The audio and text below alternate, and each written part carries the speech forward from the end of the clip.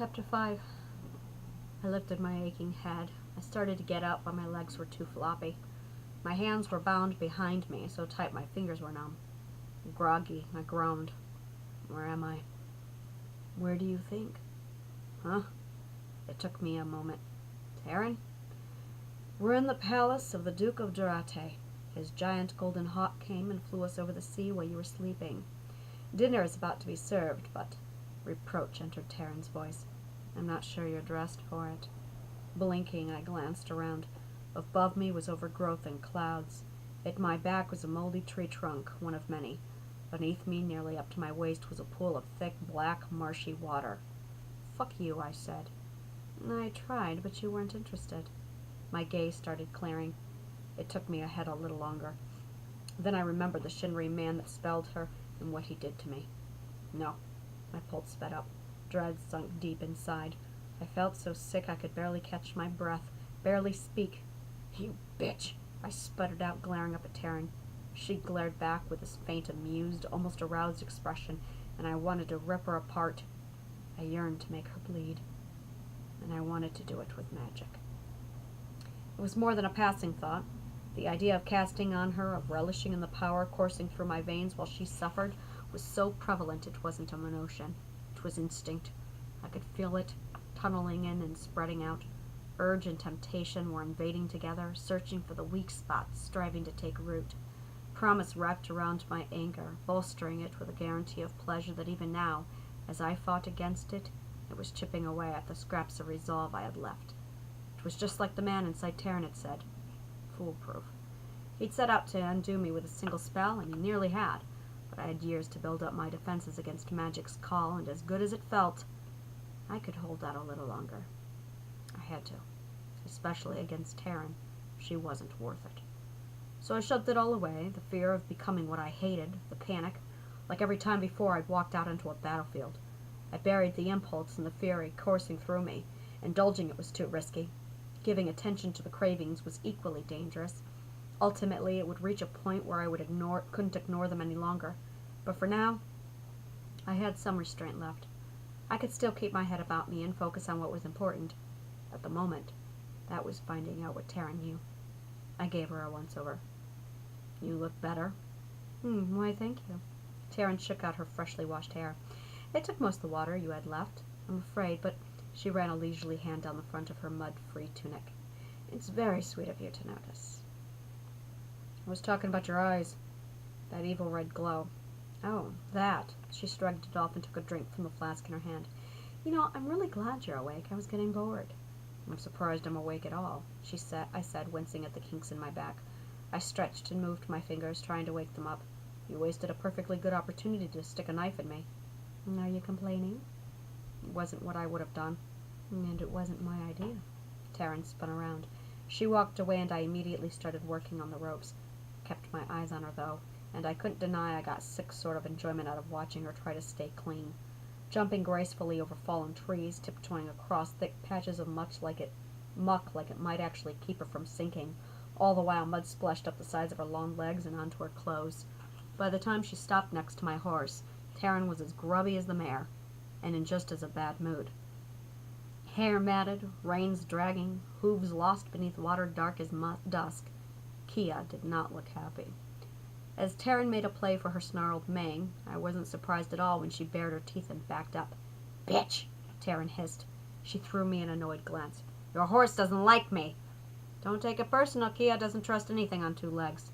Can't imagine where she got that from. Grabbing hold of Kia's bridle, Taryn yanked her closer.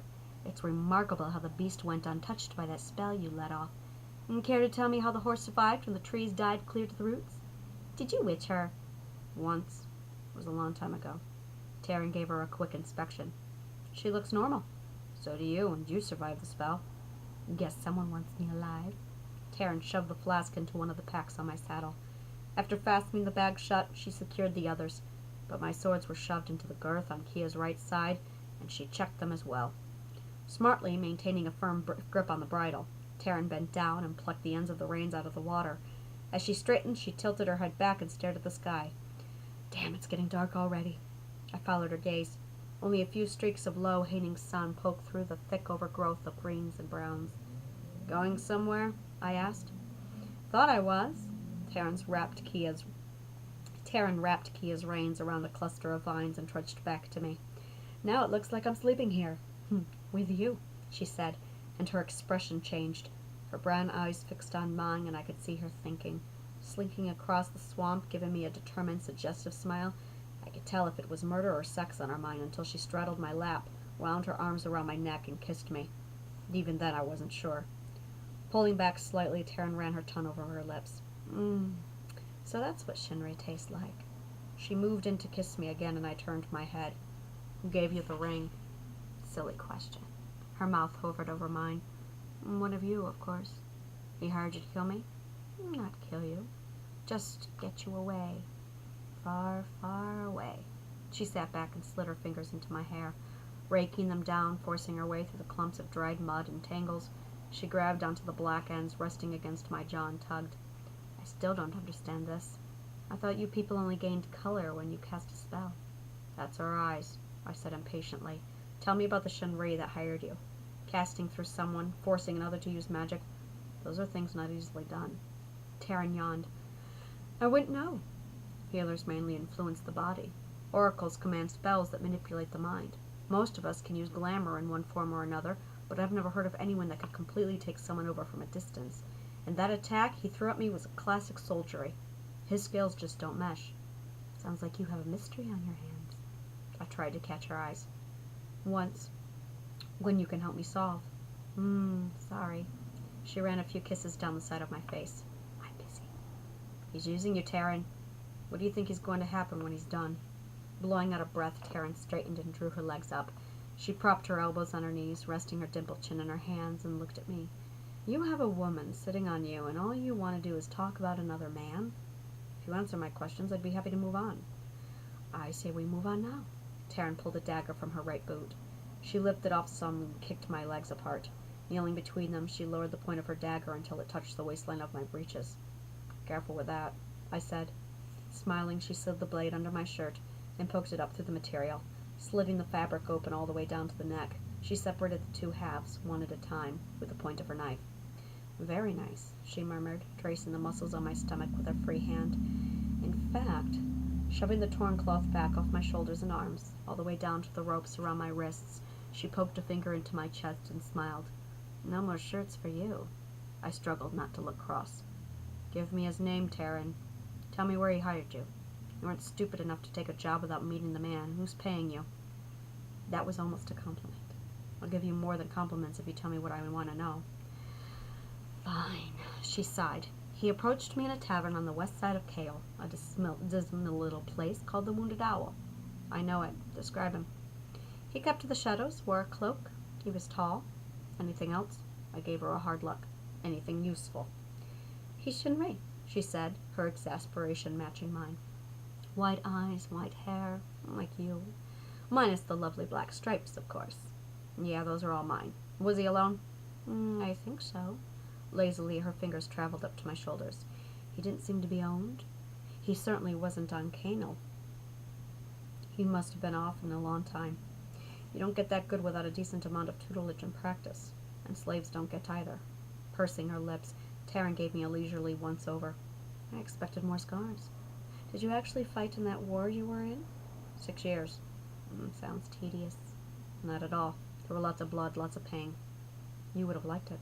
She let out a long exhale of disappointment. Don't you have an old arrow wound or something? Sorry. Elagar's healers were well trained. Shinree healers? She laughed.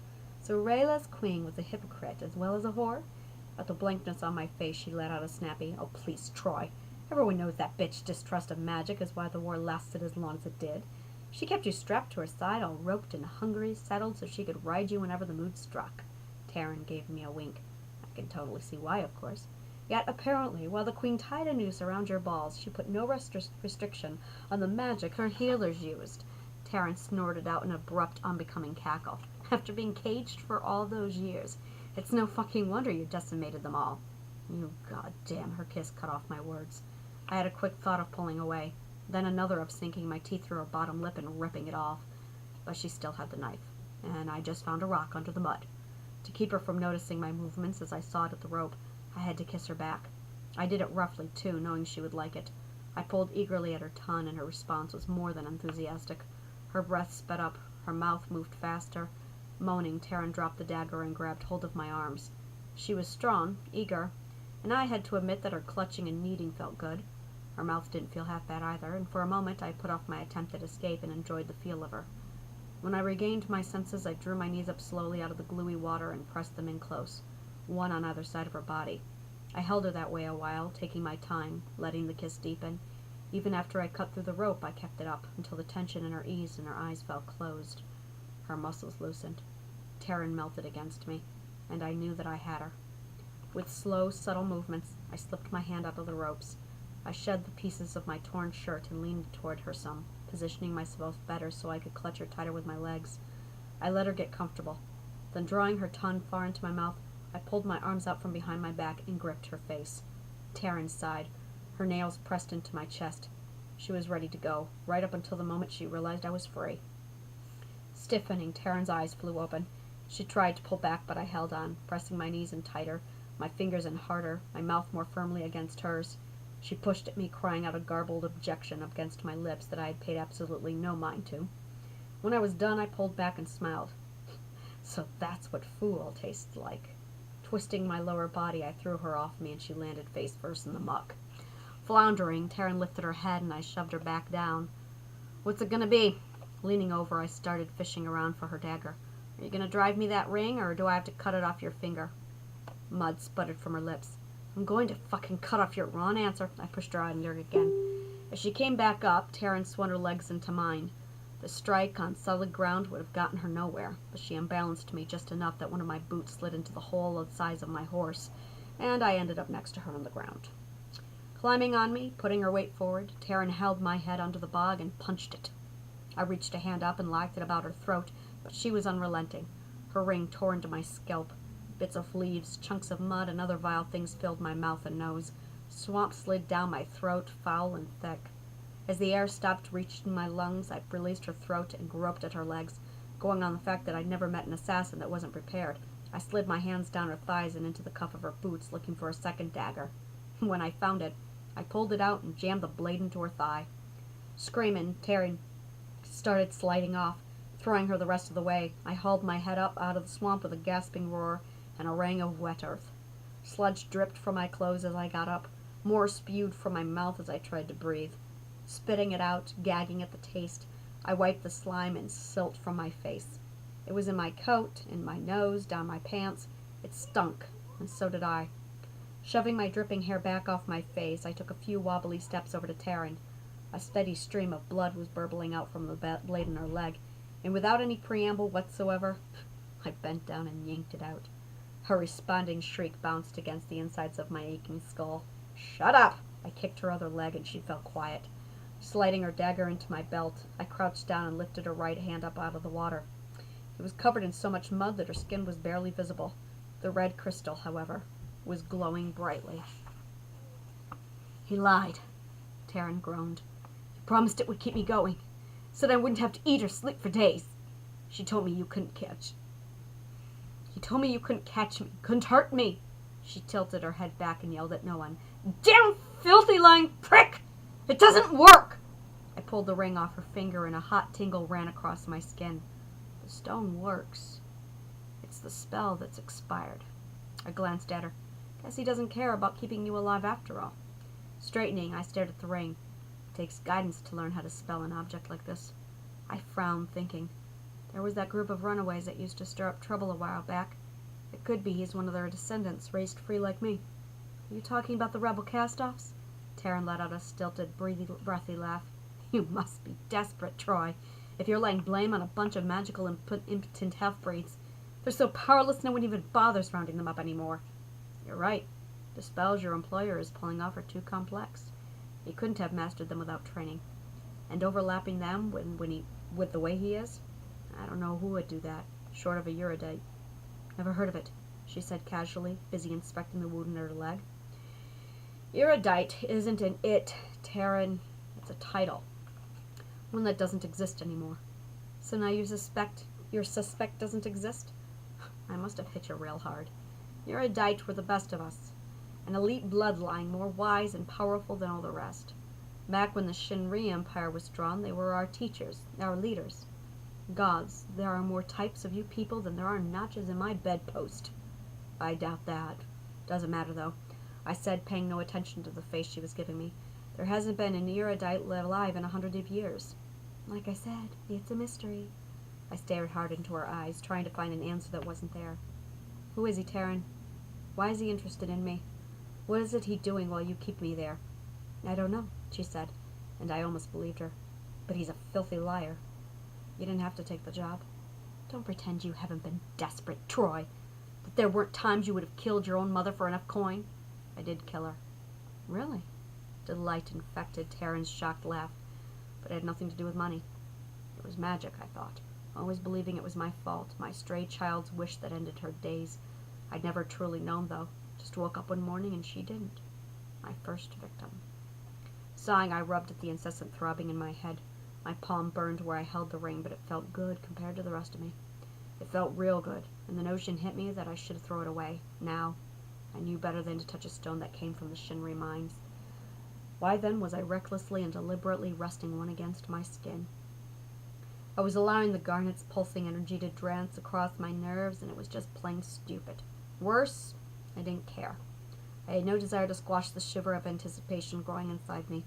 There was a particular kind of pleasure that came from letting it build, to teetering so close to satisfaction you could taste it. What's one more spell? The damage is already done. My hand started shaking. My pulse quickened. Knots of anticipation formed in my stomach. They burrowed in, and the urgency grew. Can't hurt anything. There's no one out here. I stopped before I can stop again. I can handle it. Just one more. I closed my eyes and let go. Power fell into me, sweeping hot beneath my skin. It soared through my body, and the pang in my head disappeared. The weariness faded. I wasn't hungry or thirsty. I wasn't angry. Even the rancid taste of swamp was gone from my mouth. Magic ran with the blood in my veins, and I felt wonderful. I smiled and breathed deep, savoring the sensations. And I opened my eyes and lost the smile, shimmering dark and red. The garnet was undulating as if it were fluid. The stone looked like blood. Disgusted, I closed my hand over the ring. I squeezed until the metal prongs dug in. I watched the blood drip out from between my fingers and thought, Elagar. That's all it took. That's all it ever took to make her face emerge like a ghost in my mind, dark, beautiful, and fierce. Next was the sting of how she trusted me and I betrayed her. I topped that off with the feel of her dead body in my arms, withered gray and unbelievably cold. The entire battlefield was dead and cold. The only warmth to be had was emanating from the pulsing stone of crowns. I hated remembering it, but guilt and pang were the only effective way to suffocate the craving. And when the guilt became too much, I suffocated that with the wine. At least I used to. I had the sinking feeling that soon neither would be to do the job. What's wrong, witch? Taryn's question startled me. Feeling poorly? I tossed the ring on the ground. Slogging through the muck in 4 strides, I was standing over her, bending down, grabbing a handful of her shirt and drawing back my fist. The urge to cast pang on Taryn Rowe like she'd never felt before, to make her spit out the truth until she begged to die, was overwhelming. But her eyes were red again, and the man's voice was in her, saying, Tell me how it feels to kill your queen, your lover. With so much persuasion that I hesitated. My arm dropped. My grip eased on her shirt. Out of nowhere, my anger faded. Tell me, he said again, and I understood. You have another stone. Satisfaction slithered across Taryn's muddy face. There's no point in resisting. The more I speak, the more compelled you are to answer. Where is it? I started searching her pockets. Where's the stone? Inside her, he whispered. Would you like to know how much coin it takes for a Kalish tramp to let you cut into her skin? Revolted, I shoved Taryn's body away. What do you want from me? At the moment, conversation. Buy me a mug of ale the next time you're at the Wounded Owl and we'll talk. Do you really think using the Crown of Stones would bring peace of any kind? Go to hell. How did it feel to be the sole survivor on a field of thousands, surrounded by all those sightless, staring eyes, all those rigid, soulless bodies? His spell pulled at me to answer. They. I tried to resist. It pried into me, dragging the words out. They were everywhere. Their skin was pale and gray, thin like parchment. Their bodies were caved and sunken. Everything inside them had dried up. The grass was gone. The trees were dust. The smell was... I drew a breath and shook my head. Indescribable. I have no doubt. Your attack on King Draken was most impressive as well, infiltrating the mind of your enemy's rulers and condemning him to a life of madness. I imagine making the catalyst of Rella's suffering endure so much torment was incredibly gratifying. It was. Any Shinree capable of such power as you should be king. King? Why the hell would I want that? It might have made your mother proud. The mud-dried hairs on the back of my neck stood on end. My mother died a long time ago. Apparently she died without instructing you how emotion can pervert the outcome of your spell, that the larger and darker the working, the more energy it needs, the more life it takes. A sudden spout of anger tightened his voice. Did she prepare you at all? Or was your mother remiss in teaching you the very basic rules of magic? My mother was remiss in a lot of things. Then you have no respect for the woman that gave you life? Gloria Troy was a gifted healer. She held an esteemed title. Gloria Troy cast on King Raymond's whim, taking life from one man and using it to heal another that he deemed more deserving. How can I respect that? She was a king's healer. She was a king's whore. Terrence stood. She came at me through the muddy waters with strides too quick and sure for someone with a hole in their leg. Did you love her? Who? My mother? He grunted like I was stupid. Elagar. I clamped my mouth shut and ground my teeth on the answer. I wasn't about to let him pull the past out of me like it meant nothing, like I hadn't spent years trying to hold it in. Well, he goaded me. Why are you doing this? To find out what kind of a man you are. I'm going to smile when I cut you. Does that tell you anything? He heaved Terran's body in a great sigh. I need to know if you're capable of crawling out from inside that grave of self-inflicted pity you've buried yourself in long enough to be useful. Or are you nothing more than a disgraceful waste of my time? He gave me no chance to reply. You've lied to yourself so long, Troy, you've forgotten the truth. You didn't care about her. You were last in a long line of playthings for a privileged, lonely queen. You knew that, and that's why you drained the life out of her body and never looked back. Because she was nothing more than a soft, warm place for yes. I growled, cutting him off. Yes, I loved her, you fucking bastard. Nice. He purred happily. You loved her and you killed her anyway. I closed my eyes against the look on Terran's face, but I couldn't block out the slow, satisfied laugh the man was pushing out of her throat. The sound was an unmistakable show of approval, a genuine release of crushed pleasure at my expense. It felt like the point of a sword pushing into my skin, and the harder the laugh came, the further the sword pushed in, twisting and turning, digging at all wounds and making them new again, stripping away the layers and leaving me with only raw, ugly memories. His unrelenting, cruel amusement did something as well. It kindled an unintentional fire deep within me. The flames burned hot and fast, igniting the very thing his spell had worked so hard to dampen. Wrath came around again. Aggression was set loose. I felt a crack as his spell on me shattered.